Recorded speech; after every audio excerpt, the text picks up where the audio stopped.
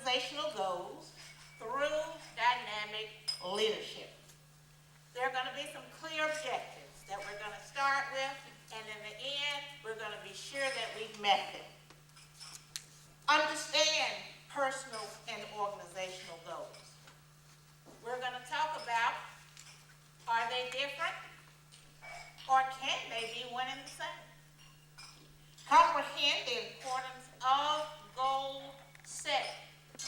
If you don't know where you've been, it's hard to know where you're going.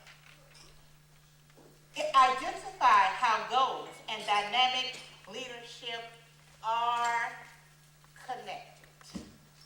Realize why, how, and when to commit. Commit is a key word. Value the power of Toastmasters International Leadership Track and assess goals and dynamic leadership consistently.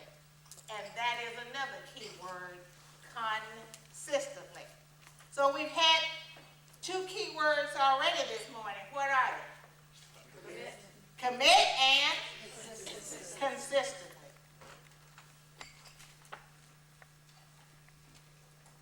Goals require some dedication. Goals are belief, hopes, and dreams that come together. Again, goals are beliefs, ideas, hopes, and dreams that come together.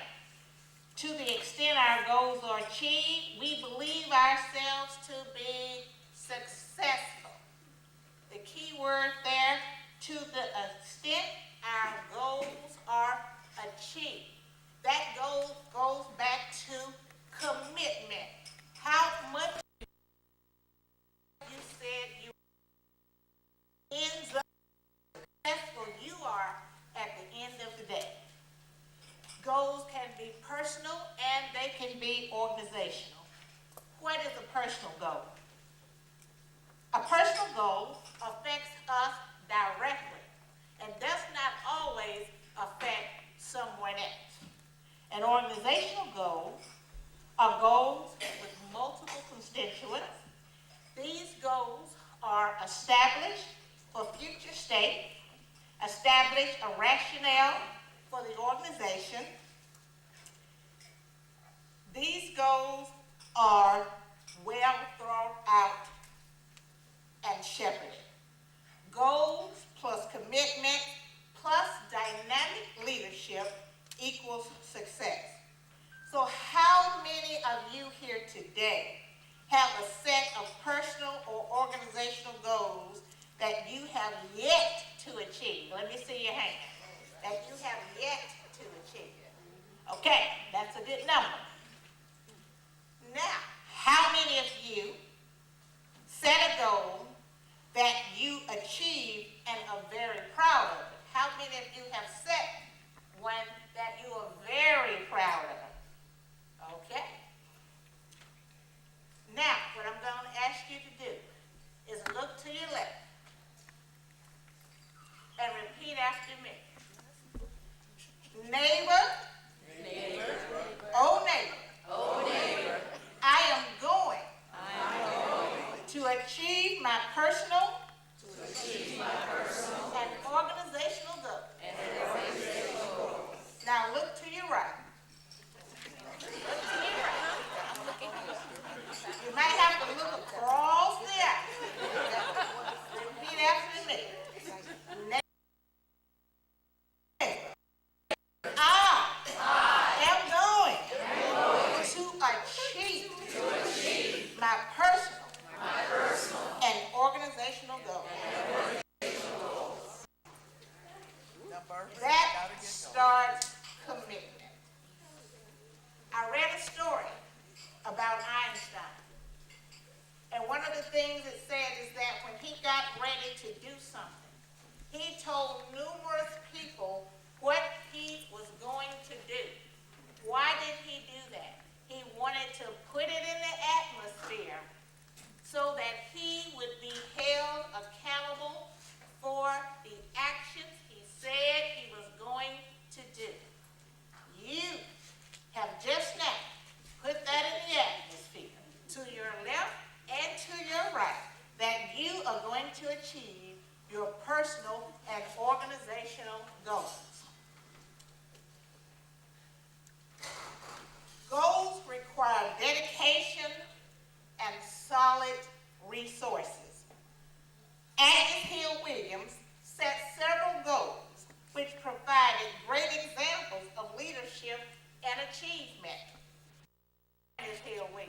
Agnes Hill Williams set goals and start when she was 20 plus. Way back. As I speak, I want you to think back. You started. And if there was a break, we're going to bridge today so that you can move on to achieve those big things that you wanted to do. Agnes Hill Williams, my maternal grandmother, set those goals. She had big dreams. She first established a plan to make her dreams become a reality. Her organizational goal, as she would call it, was the church. She joined what was called the Willing Workers Club. And what the Willing Workers Club was, it was an organization where if somebody was sick or if something had happened, this group of ladies would go to those homes. They would be sure that the people had something to eat. They would clean up for the people or do whatever the folks needed to be of service. They considered themselves as human resource people, delivering service in the name of the church. Another thing she did, at the church, we had communion. She always took those hundreds of little tiny glasses home on those big silver trays and hand washed each one. Because back in this day, we certainly didn't have a dishwasher. As you know, these were the dishwashers. Every fifth Sunday, and this was a little small town, so you heard I said every fifth Sunday. In the bigger towns, they did this once a month. But in the little country town, this was every fifth Sunday. You had the communion. She would take those dishes home and wash them carefully, ensuring not a glass breaks. She would wash all the linen, starch it, and press it. You notice I didn't say take it to the cleaners and get it back on a hanger and take it over to the church. We're talking about commitment. We're talking about establishing a pattern. She set the goal that she was going to deliver organizational and personal service. And she set about to commit. And she did this until she passed in 1970. I followed her around like a little parrot, watching her do these things, listening as she communicated to whether it was the individual sick or she indicated or talked to the pastor, the leadership of the church. You see, what I learned from my grandmother early, you didn't sit in the back of anywhere. You were up in the first pew of the church so she could see you. Not only could she see us, we watched her. She was what you would call a deaconess, a leader in the church. We watched her be of service there. In my mind, I grew up knowing that you never sit in the back of anywhere, because that's what I had been told. You sit up front, and if it's some work to be done, you get up and do it. I learned setting a goal, and I learned commitment. It took me a long time to figure out that's what the little trick she was playing on me. But I learned it. What I also learned was a person can change a career by setting goals and making a commitment to change. What I also watched her do in working with the pastor, working with the leadership, I watched my grandmother begin to do more sewing. And the next thing I knew, not have to do her traditional job. You see, as a small child, my grandmother used to pick cotton. And I, as a very young child, used to ride on the back of her cotton sack.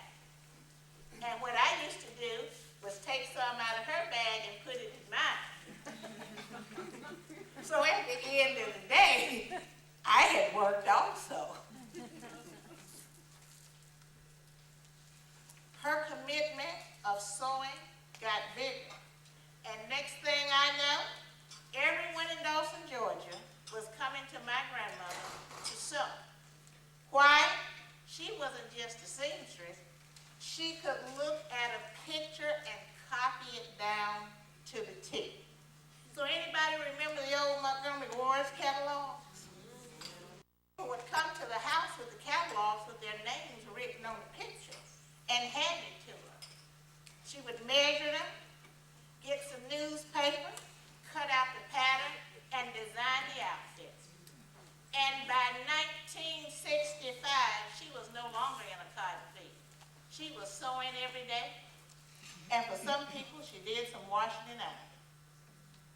She transformed herself through setting goals and making a commitment to do something different. I, in turn, learned that setting goals and making a commitment was important.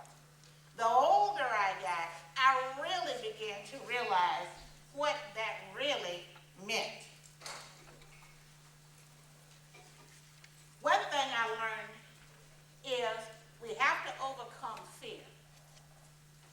Fear hinders us from doing the things that we want to do, no matter how big or no matter how small. Fear can stop us from achieving our personal and our organizational goals.